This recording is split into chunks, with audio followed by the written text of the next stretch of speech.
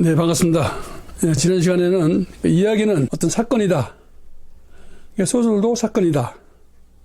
이야기도 인물, 사건, 배경이 필요한 것처럼 소설에도 인물, 사건, 배경이 있다. 소설을 쉽게 쓰려면 이야기처럼 쓰는 것이 좋다. 이렇게 배웠습니다.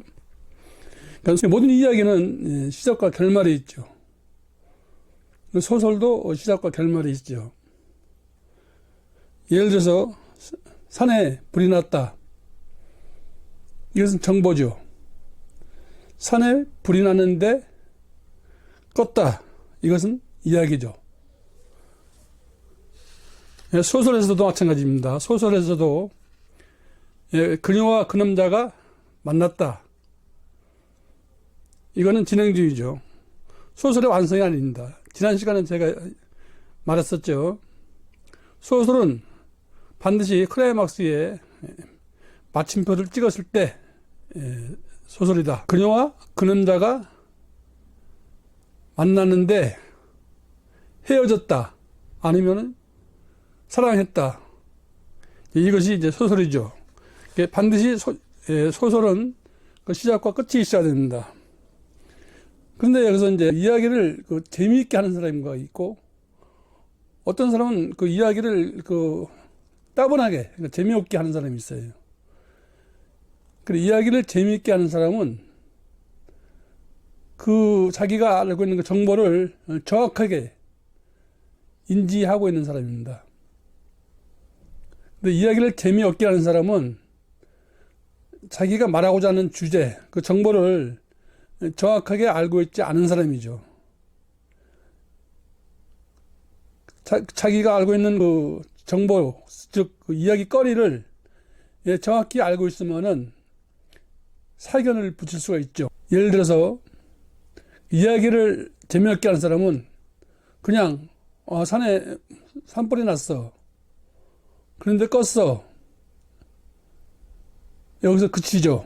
그래, 이야기를 재미있게 하는 사람은 사견을 붙이죠. 산에 불이 났어.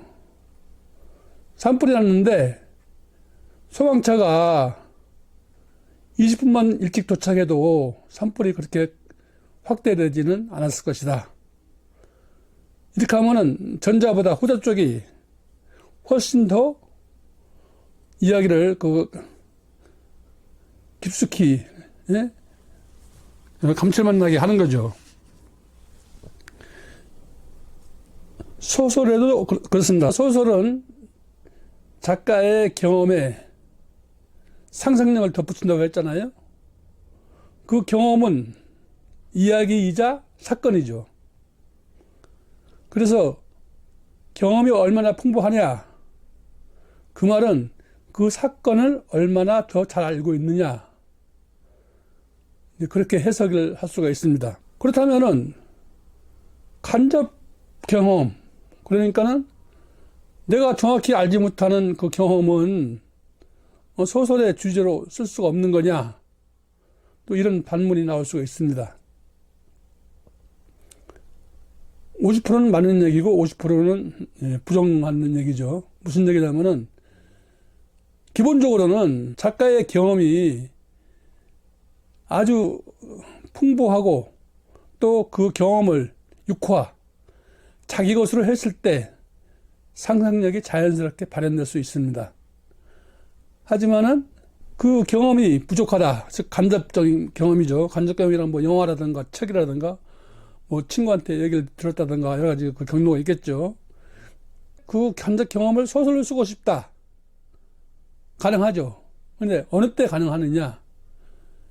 그 소설을 쓰고 싶은 생각이 절실할 때, 그냥 뭐 대충 이거는 뭐 이 소재는 뭐 소설로 쓰면 좋겠다, 요 정도가 아니고 나는 저 사건을 반드시 소설로 쓰고 싶다, 이게 아주 절실했을 때 가능한 거죠.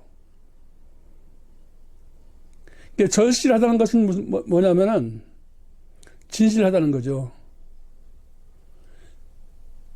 그러니까 진실을 가식으로 포장할 수는 없어요. 진실이라는 것은 물이 위에서 아래로 흐르는 원리입니다. 그걸 가식적으로 포장할 수가 없잖아요. 절실하다는 것은 진실하다는 것입니다. 진실하다는 것은 아름다운 거죠. 그 예술이 지향하는 것이 아름다움이잖아요. 아름다움의 바탕에는 선이죠. 선은 진실이죠. 예술이 성립되는 그 기본이 작가가 만든 그 예술 작품을 A라는 감상자가 이거는 그 예술 작품이다 이렇게 얘기를 하고, 또 그 얘기를 들은 B가 이거는 예술 작품이다 라고 했을 때 비로소 그 예술 작품이 성립되는 거죠. 바꿔 얘기하면은 소설은 독자가 이건 소설이다 라고 했을 때 소설의 어떤 성립되는 거죠. 이렇게 얘기하면은 또 이제 이런 반문이 있을 수가 있어요. 그러면은 모든 예술가는 그 예술 감상자의 눈치를 보면서 하는 거냐? 아니면 그 예술 감상자와 뭐 타협을 해야 되는 거냐? 뭐 이렇게 또 얘기를 할 수가 있죠. 예전에, 지금은 이제 그런 말을 사용 안 하지만은, 80년대, 90년대까지만 해도 뭐 대중소설이라는 말이 있었어요. 순수소설, 그러니까 순수문학과 대비되는 대중문학, 이런 말들이 있었죠. 근데 지금은 사라진 대중소설이라는 말이 사라졌죠. 그때도, 그러면은 어떤 것이 대중소설이고 어떤 것이 순수문학이냐, 이렇게, 판가름을 원할 때, 혹자는 이렇게 얘기했죠. 어떻게 얘기했냐면은, 독자와 타협하지 않고 작가의 세계관을 그린 것은 순수문학이고, 독자와 타협하면은 대중소설이다. 이렇게 얘기를 했죠. 엄청나게 틀린 말이죠.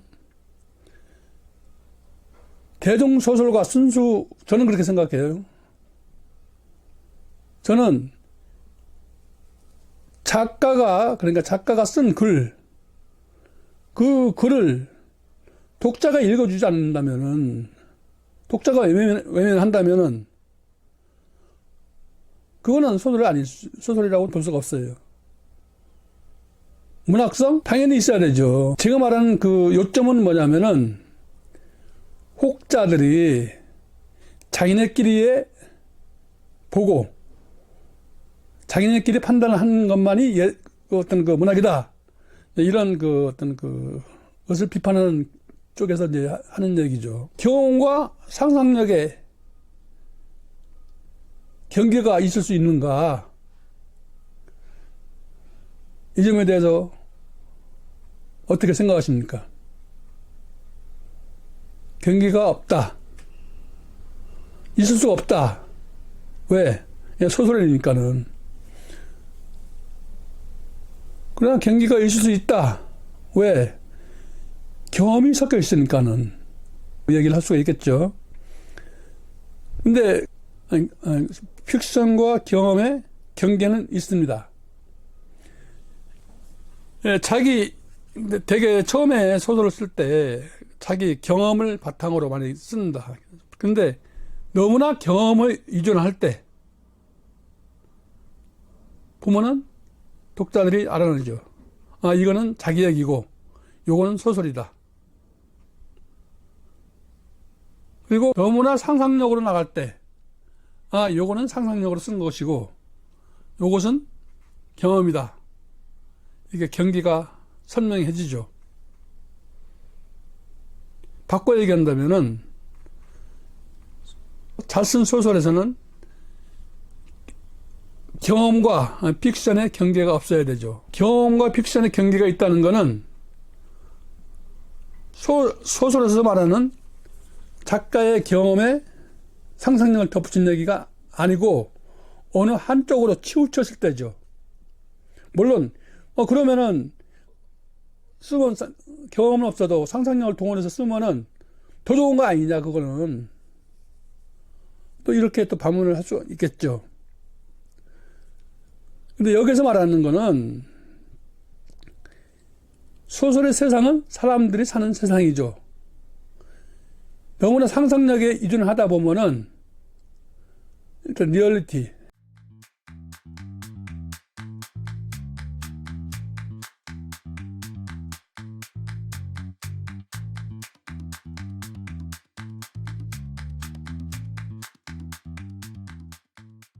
현실성이 사라지죠. 당연한 거 아닙니까? 소설은 작가가 만들어내는 새로운 세상이다 이렇게 얘기를 하잖아요. 그때 그 새로운 세상은 현실적이어야 되죠. 그런데 그 세상이 상상력에 너무 의존을 하다 보면은 비현실적으로 보이죠. 그래서 소설은 작가의 경험에 상상력을 덧붙여 만든 이야기다, 이런 그 정의를 내리게 되는 거죠. 그래서 좋은 소설은 작가가 빠지죠. 캐릭터가 살아서 움직이죠. 처음 쓸 때는 작가가 개입이 되죠. 작가가 개입되고, 작가가 개입되지 않고 어디에서 판가름이 되느냐, 어느 시점, 그러니까 작가가 어떤 식으로 세상을 운용하느냐에 따라서 달라집니다. 그 가장 그 근접해 있는 핵심이 뭐냐면은 문체죠. 소설을 쓰는 문체. 소설에 문체가 있나? 처음 들어보죠. 예, 제가 만들어낸 말입니다. 우리가 말할 때 그 시어는 뭡니까? 시어는 시를 이루고 있는 언어다 이렇게 나오죠. 국어사전에. 수필은 손관으로 쓰는 것이 수필이다. 굉장히 어처구니가 없는 말이죠. 또 시어는 시를 이루고 있는 말이 시어다. 틀린 말은 아니에요. 그런데 그 좀 더 구체적이지 않고 좀 포괄적인 그 해석 때문에 전 국민 시인화 됐죠, 우리나라에. 뭐 웬만하면 근처에 자기 동네에 시인들 40~50명씩 다 살고 있잖아요. 왜? 시를 우습게 알고 있죠. 저는 그렇게 생각합니다. 제가 생각하는 시어는 일상적인 언어가 시 안에 들어가서 낯설게 보이는 것을 뭐 시어라고 하고 싶죠. 그게 무슨 얘기냐면은, 이른 봄에 피어난 진달래가 참 곱다. 이거 시어입니까? 시에 대해서 좀 오만하는 사람들은 시어라고 얘기를 하겠죠. 시는 언어를 창조하죠. 그런데 이른 봄에 피어난 진달래 참 곱다. 다 알고 있는 사실이죠. 창조해낸 말이 아니죠. 그런 건데 그런 것까지 시어의 범주에 속하느냐? 현재 사전적 의미에는 그 시어의 범주에 속하죠. 그러나 제가 생각하는 그 시어는 이른 봄에 피어난 진달래는 참 곱다. 이건 일상적인 언어이기 때문에 시어가 아니고, 사막에 피어난 진달래가 참 곱다. 이것은 시어라고 봅니다. 사막에 피어난 진달래, 사막에 진달래가 필 수가 없잖아요. 일단 낯설잖아요. 처음 듣는 말이잖아요. 왜? 제가 처음 했기 때문에. 그것은 제가 만들어낸, 제가 창조해낸 언어이죠. 그래서 다시 한번 그 얘기를 한다면은, 시어는 일상적인 언어가 시 안에 들어가서 낯설게 보이는 것을 말한다. 그러면은 소설어는 뭐냐? 소설에 쓰이는 문장을 다 소설어인가? 저는 일단은 소설어는, 제가 보는 소설어는 이야기를 객관적인 언어로 쓰는 것을 소설어다 이렇게 얘기를 하고 싶습니다. 우리가 흔히 뭐 1인칭 소설을 쓰면 나는 이렇게 시작이 되죠.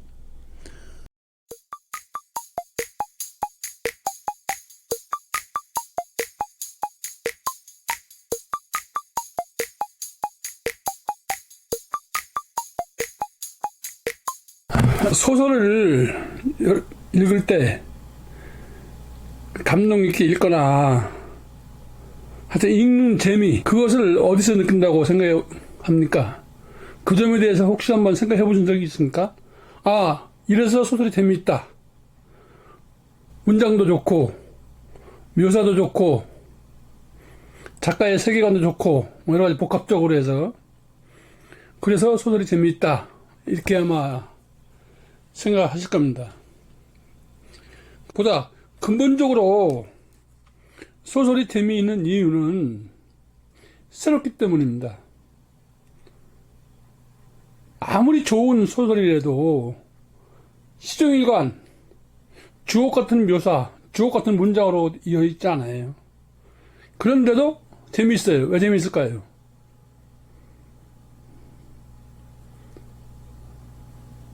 시는 언어를 창조하고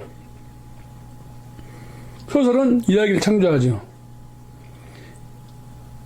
내가 잘 아는 스토리, 내가 겪은 경험, 사건, 이들에도 작가가 쓴 건 재밌죠.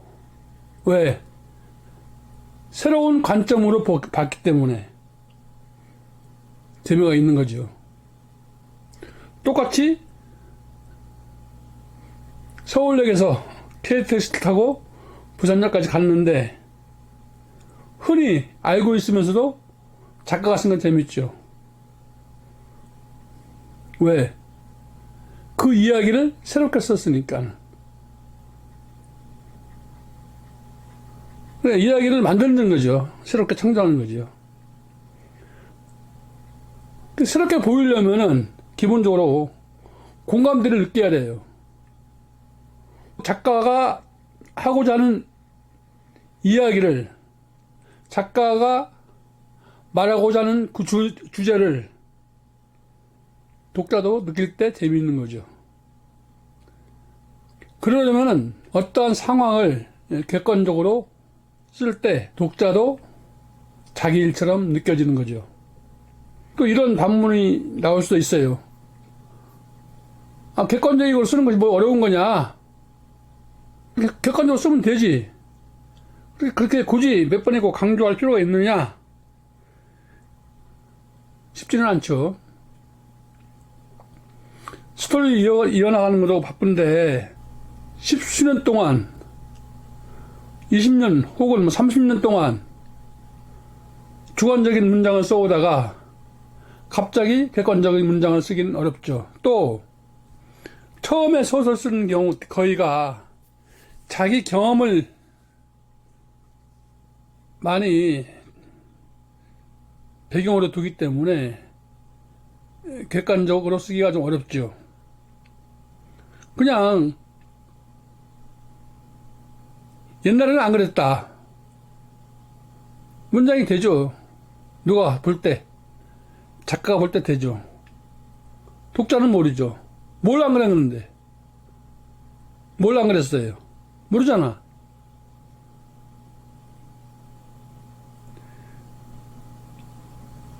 객관적으로 쓰는 것이 상당히 중요하지만은 또 거기에도 최고의 룰이 적용이 됩니다. 객관적으로 잘 안 써질 경우에는 그대로 쓰시면 돼요. 그대로 쓰시고 나중에 퇴고 과정에서 객관적으로 다 고치면 됩니다. 우리는 항상 소설에는 퇴고가 있다. 퇴고를 해야 완성이 된다. 그 점을 염두에 두고 소설 작업에 임하면 보다 편하고 쉽게 쓸 수가 있습니다. 다음 시간에는 소설 쓰는 자세. 뭐 소설 쓰는 자세가 뭐 필요하냐? 여러분들이 좋아하는 뭐 카페 가서 쓰는 거냐? 도서관에서 쓰는 거냐? 그런 게 아니고 일단은 소설을 쓰려면 그 인내력이 필요하죠. 근데 인내한다고 해서 소설 막 써지는 게 아니에요. 어떻게 해야 저절로 인내하게 되는가? 거기에 대해서 알아보도록 하겠습니다. 그리고 제 4강에서부터 이제 본격적으로 이제 소설 쓰기의 작업에 들어갑니다. 자, 그러면은 다음에 또 가차기를 드리겠습니다.